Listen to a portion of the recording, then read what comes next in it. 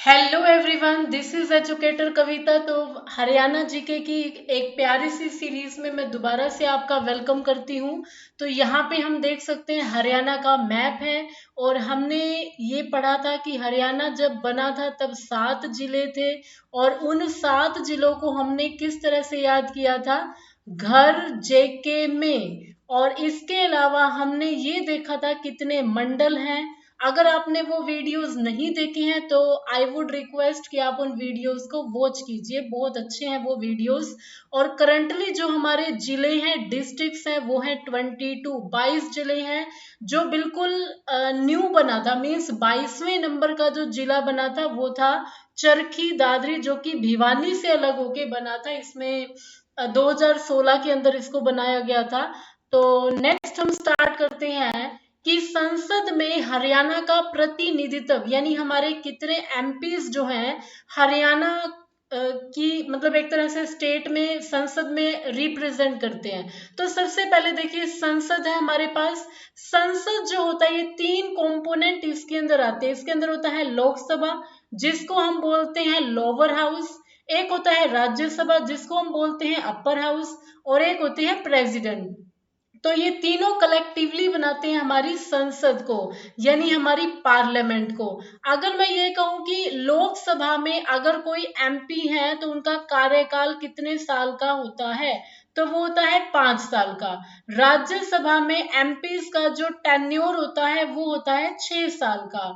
और लोकसभा जो होता है इसको बोलते हैं लोअर हाउस। और जो राज्यसभा अपर हाउस। इसके अलावा ये टेम्परेरी होता है, और राज्यसभा जो होती है वो होता है परमानेंट हाउस होता है। राज्यसभा में जितने भी मैक्सिमम मेंबर्स होते हैं, मैक्सिमम हो सकते हैं 250, लेकिन वर्तमान में इसके जो सदस्य हैं वो है 245। तो इसके जो सदस्य हैं वो एक तरह से 1/3 सदस्य हर 2 साल के बाद यहाँ पर रिटायर होते रहते हैं, और न्यू मेंबर्स जो होते हैं वो आ जाते हैं।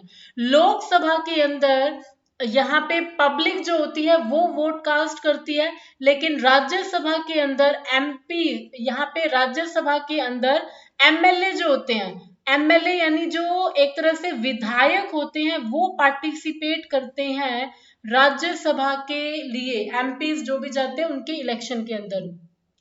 तो यहाँ पर हमने देखा कि 3 यहाँ पर हैं कंपोनेंट्स, यानी लोकसभा, राज्यसभा, प्रेसिडेंट, तीनों मिलकर बनाएंगे संसद।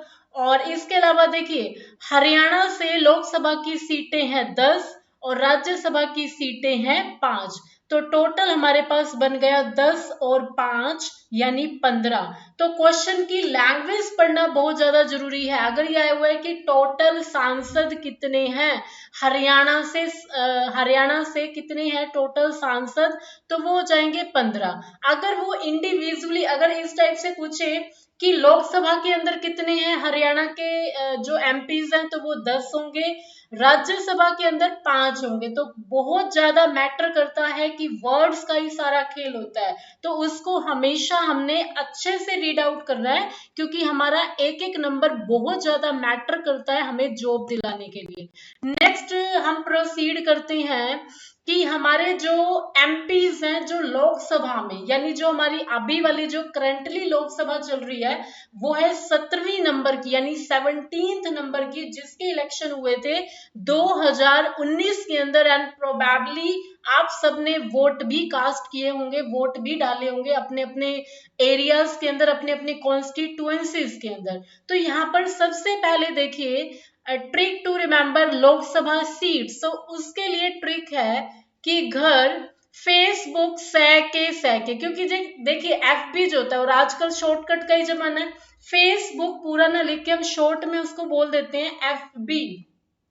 तो यहाँ पर ये ट्रिक है कि घर फेसबुक सैके, कि घर के अंदर फेसबुक है या है। तो फेसबुक, घर फेसबुक सैके। तो घर हम ऑलरेडी पढ़ चुके हैं कौन कौन से यहाँ पे डिस्ट्रिक्ट्स जो जिले हैं कवर होंगे। जी से गुरुग्राम, एच से हिसार, ए से अंबाला, आर से रोहतक, फिर एफ से फरीदाबाद, बी से भिवानी महेंद्रगढ़, एक ही सीट कंसिडर कर ली जाती है। फिर एस से आप सिरसा भी बोल सकते हैं, एक एस से सोनीपत हो जाएगा। एक ए से करनाल हो जाएगा तो एक से कुरुक्षेत्र हो जाएगा। तो आगे पीछे आप कर सकते हैं क्योंकि ये एक ट्रिक है। We have to just remember the seats of our Lok Sabha, जो कि हरियाणा की कॉन्स्टिट्युएंसी रिप्रेजेंट कर रहे हैं पार्लियामेंट के अंदर। तो सबसे पहले देखिए मैंने यहाँ पे इमेजेस भी लगा दिए सो दैट कि इजी हो जाए उनको लर्न करना। सबसे पहले है गुरुग्राम, और यहां से एमपी है राव इंद्रजीत सिंह जी, जो कि 5वीं बार जीत कर आए हैं। लगातार कहें तो चौथी बार, और वैसे 5वीं बार जीते हैं। और ये 1857 की क्रांति के इनके जो एक तरह से वंशज कहे जाते हैं, इनके जो फैमिली में बहुत सारे लोग थे जिन्होंने 1857 की क्रांति में पार्टिसिपेट किया था।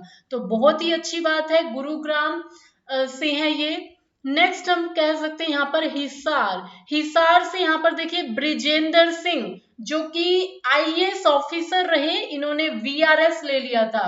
वीआरएस का मतलब होता है वॉलेंट्री रिटायरमेंट स्कीम, यानी सेवानिवृत्ति इन्होंने ले ली थी अपनी इच्छा से, और फिर इलेक्शन लड़ा और उसमें ये जीत गए, ब्रिजेंद्र सिंह। Next is Ambala. अंबाला से है रतनलाल कटारिया जी, यहाँ पर हम इनकी इमेज देख सकते हैं, रतनलाल कटारिया जी। Next is Rohtak. रोहतक से है अरविंद कुमार शर्मा, और अरविंद कुमार शर्मा यहाँ पे हम इनकी इमेज देख पा रहे हैं। नेक्स्ट इज फरीदाबाद से है कृष्ण पाल गुज्जर। आपने कंवर पाल गुज्जर जी से इनको एक तरह से मिक्स नहीं कर देना है, क्योंकि कंवर पाल गुज्जर जो है वो एमएलए हैं, वो विधायक हैं, हम सांसद की बात कर रहे हैं। और कंवर पाल गुज्जर जी एजुकेशन मिनिस्टर हैं हरियाणा के। ये चीज भी आप मिक्स ना करें, इसीलिए मैंने इसमें यहाँ पे आपको रिकॉल करवा दिया। Next is Bhiwani Mahendragarh. तो यहाँ पे है एमपी धर्मवीर सिंह जी, भोला जी भी बोल देते हैं इनके फादर के नेम से। सिरसा। सिरसा से है सुनीता दुग्गल जी, इन्होंने भी वीआरएस लिया था, आईआरएस रही, ये इंडियन रिवेन्यू सर्विसेज की ऑफिसर रही। तो बहुत अच्छे इन्होंने काम किए, और करंटली ये एमपी है सिरसा से। Next is Karnal. करनाल से है, यहाँ पर हम देख सकते हैं संजय भाटिया, करनाल जो कि सीएम सिटी भी है, संजय भाटिया। सोनीपत से है रमेश चंद्र कौशिक, रमेश चंद्र कौशिक हैं। कुरुक्षेत्र से है नायब सिंह सैनी, इनसे पहले हुआ करते थे राजकुमार सैनी, जिन्होंने एक तरह से बीजेपी के ही बिहाफ पे लड़ा था, लेकिन बाद में इन्होंने अपनी अलग पार्टी बना ली थी। और एक और चीज इंक्लूड करेंगे कि ये 10 के 10 एमपी जो हैं ये आते हैं बीजेपी से, भारतीय जनता पार्टी के हैं ये 10 के 10। तो पार्टी याद करने की जरूरत नहीं है होप्सो, क्योंकि एक ही पार्टी के हैं। इसके अलावा अगर ये कहा जाए कि लोकसभा से 2 रिजर्व सीट जो है, जहां से सिर्फ एससी ही इलेक्शन लड़ सकते हैं, तो वो है 2 सीटें। एक है हमारे पास सिरसा, जहां से सुनीता दुग्गल, और एक है अंबाला से, जहां से रतनलाल कटारिया।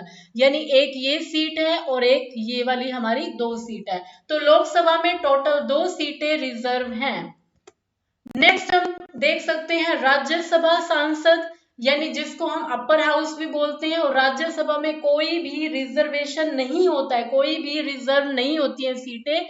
तो यहाँ पर 5 एमपी किस किस सीट से आते हैं, देखिए अंबाला, अंबाला से आते हैं दीपेंद्र हुड्डा एमपी। और यहाँ पे पहली जो एमपी होती थी वो होती थी कुमारी शैलजा।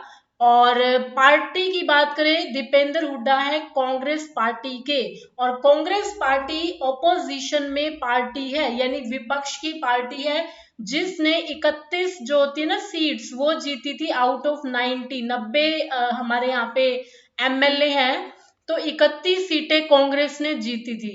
ओके, हिसार से एमपी हैं सुभाष चंद्रा, निर्दलीय रहे, और इन्हें समर्थन मिला बीजेपी का, काफी फेमस भी है ये। जी न्यूज के आपने देखे होंगे, काफी सारे इनके एक तरह से चैनल्स भी हैं जी न्यूज से related. Next is Karnal Kurukshetra, एक ही सीट कंसीडर होगी, यहाँ से रामचंद्र जांगड़ा, और ये भी बीजेपी जजप्पा मींस जन नायक जनता पार्टी के साथ अलायंस जो किया हुआ है। जींद, जींद से है दुष्यंत गौतम, दुष्यंत चौटाला जो है वो उप मुख्यमंत्री हैं, यानी डिप्टी सीएम है। दुष्यंत गौतम से आप याद कर सकते हैं, जींद से, बीजेपी जजप्पा से है ये। नेक्स्ट है रोहतक से देवेंद्र पाल वत्स, डीपी वत्स जो है ये बीजेपी पार्टी के हैं। तो काफी इजी हो जाएगा इनको जब आप कोरिलेट करके करेंगे। रिजर्व सीट्स की बात करते हैं यानी आरक्षित सीटें। लोकसभा में हरियाणा की 2 सीटें आरक्षित हैं, एक है सिरसा और एक है अंबाला। सिरसा से मैंने आपको एमपी बताया, सिरसा से है सुनीता दुग्गल, अंबाला से है रतनलाल कटारिया। राज्यसभा में कोई भी रिजर्वेशन नहीं होता है, ये नहीं है कि हरियाणा में नहीं है, राज्यसभा के अंदर कोई भी रिजर्वेशन नहीं होता है। और हरियाणा में विधानसभा की अगर सीट्स की बात करें तो ये 17 आरक्षित सीटें हैं, जहां से सिर्फ एससी जो होते हैं यानी सिर्फ वही एक तरह से इलेक्शन कंडक्ट, एक तरह से पार्टिसिपेट करेंगे। वो इलेक्शन जब होते हैं तो सिर्फ एससी कैंडिडेट्स ही खड़े हो सकते हैं। और नेक्स्ट जो अपकमिंग वीडियोस होगी उसमें मैं ये आपको बताऊंगी कि इन 17 लेजिस्लेटिव असेंबली की जो सीट्स होती है 17 सीटें, किस तरह से आप उसको इजीली ट्रिक से याद कर सकते हैं। तो अगर आपको वीडियो इंफॉर्मेटिव लगा तो वीडियो को लाइक शेयर और चैनल को सब्सक्राइब करना ना भूलें। और पीडीएफ जो है वो मैं आपको प्रोवाइड करवा दूंगी डिस्क्रिप्टिव बॉक्स में। तो थैंक यू सो मच। जय हिंद, जय भारत।